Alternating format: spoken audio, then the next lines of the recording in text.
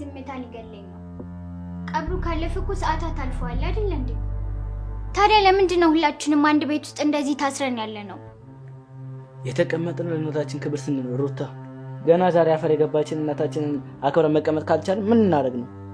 እኔ ማማን አላከበርኳትም አላልኩም ኤፍሬም።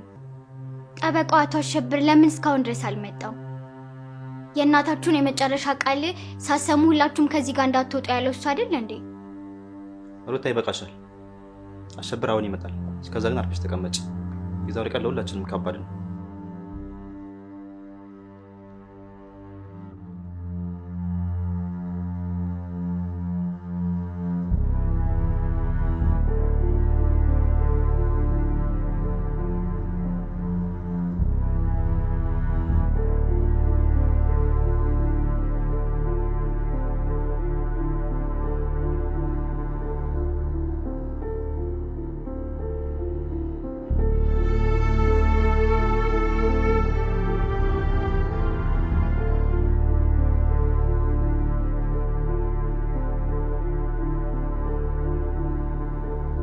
ጸጋ፣ አንቺ ደግሞ ከዚህ ስልክ ላይ ነሻነቀኝ ምን?